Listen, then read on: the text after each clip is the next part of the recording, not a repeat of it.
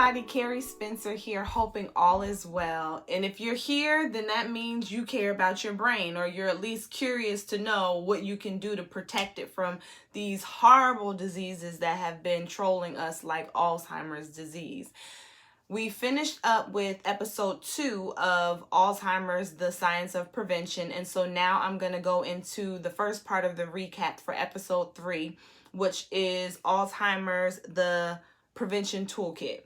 P.S. I guess I should give those of you who this is your first time watching, a brief recap. There is a series that was just ran called Alzheimer's, the Science of Prevention. I feel like the information that's being shared about our brain health, about Alzheimer's disease, about the prevention of it, the reversal of it, is extremely important. Whether you yourself are dealing with cognitive issues, you have a loved one, or this could be something that is in the future.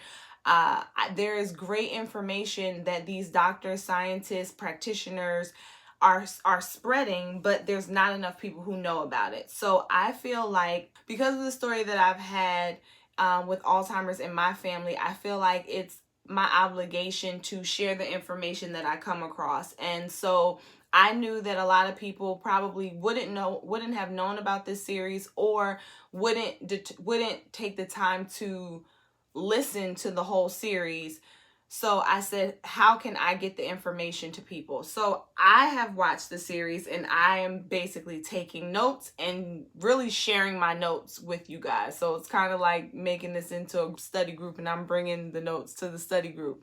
I hope that I am able to represent the information accurately, and certainly enough for you to understand it and to find value in it, and most importantly, to find something that you can take from it to implement into your life if you're not already doing the necessary things to have the best possible brain that you can. So this is just a continuation of me doing these summaries. So let's go ahead and dive into the first part of episode 3. Okay, so let's get started. So first, let's just talk for a second about our body and how awesome our bodies are. Think of all of the amazing components of your body. Your body has the gift to heal itself and regenerate itself. At the cellular level, your body has that ability. This is made possible by the systems in your body. What is also wonderful is that your brain has the ability to regenerate itself at a cellular level, and to heal itself, which is mind-blowing, no pun intended. So this toolkit basically satisfies the answer to the question of, how is prevention made possible? These are the 11 tools that we have in our Alzheimer's prevention toolkit that will help us to make prevention possible. Well, for one, we have the ability to change the expression of our genes through a process called epigenetics. And more on that a little bit later. Number 2 would be that we have the ability to grow new neurons in our brains through a process called neurogenesis. And that process apparently is able to happen throughout our entire lifetime. The third thing is we can also rewire our brain through a process called neuroplasticity. There's a lot of ways that we can work with our brain. Number 4 would be that we can prevent the onset of diabetes by maintaining a healthy blood sugar level. Extremely important, extremely important. Number 5 is we can choose a diet that optimizes, nourishes, and preserves our brain health. Number 6 would be we can nurture our gut microbiomes. And microbiome, for those who don't know, let me read the definition I have, is the collection of microbes that live in our gut and play a pivotal role in our health and in our brain health. Again, we'll touch more on that later.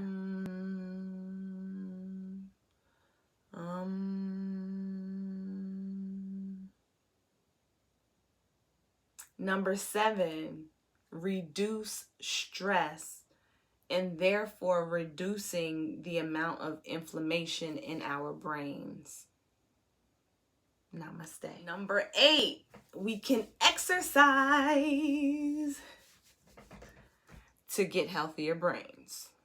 Number 9, the often underestimated and highly taken for granted element, great sleep.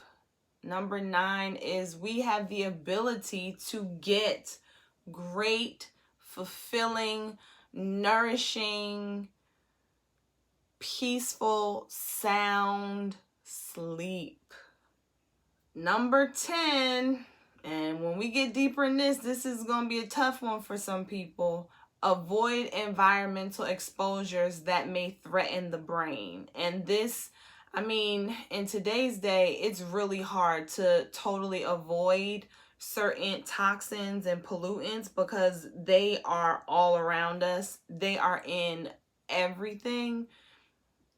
But I think that we can do a better job in minimizing the amount of environmental exposure we have. I just think that we need to be educated more on, one, what environmental toxins we're around with our own doing and what those toxins can really do. But more on that later. And number 11, support our bodies. We can support our bodies through smart supplementation. Notice I said smart supplementation because everything is not in a pill form. Natural or not, like you can't just put everything in pill form, and everything is not the level of quality that we should be putting into our bodies. So again, we'll go into that at a deeper level later on, but all in all, we do have the ability to find out where we're deficient and to help our body with the things that it struggles with producing or the things that it struggles with absorbing alone or out of foods. And we can supplement those things through the form of certain supplements. Okay, everybody, I'm going to stop here because I want to keep these videos down to 10 to 15 minutes. And tomorrow we're going to go into epigenetics. But at least you have all 11 of the tools that we have in our toolkits. Again, we have epigenetics, we have neurogenesis, we have neuroplasticity, preventing diabetes, choosing a diet that helps our brain, nurturing our gut microbiomes, reducing stress, exercising, getting good sleep, avoiding environmental exposure, supporting our bodies through smart supplementation. So we're going to delve into each one of these over the course of the next few days. I hope that you'll plug in. I hope that this is information that you find valuable, that you feel comfortable and free with sharing with everybody. Please don't assume that people feel the same way that you might feel about Alzheimer's, about brain health. I didn't realize until I started to deal with my mom and her journey, I didn't even realize how many of my friends had parents that were either suffering from Alzheimer's as well, from another chronic illness, or from another degenerative disease. So you never know what people are going through. This is free information to be sharing. It costs you nothing to hit the share button. I would love for you to like the video, again, if you found any value as well. And if you are checking this out on YouTube, please subscribe to the channel so that you, and hit the bell so that you can be notified when I post new videos. Right now, I'm attempting to do this daily. If it's not daily, it'll be every other day with my recaps. If you're watching on LinkedIn, then just like the post, share the post. Same with Facebook. And if you're on Instagram, then you can obviously follow my page. You can follow me, and you can hit the alert so that you will find out when I put up posts. Thank you for taking the time to tune in tonight.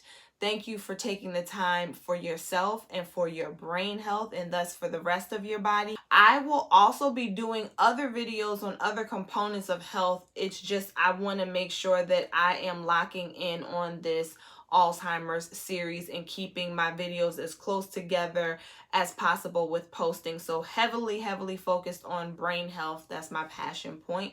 And I look forward to seeing you guys tomorrow. So until then, I pray that you have a wonderful, happy, harmonious, positive, vibrant, fun evening. And I will check you out later. And if you see this in the daytime, then I hope you have a great day. Bye, guys.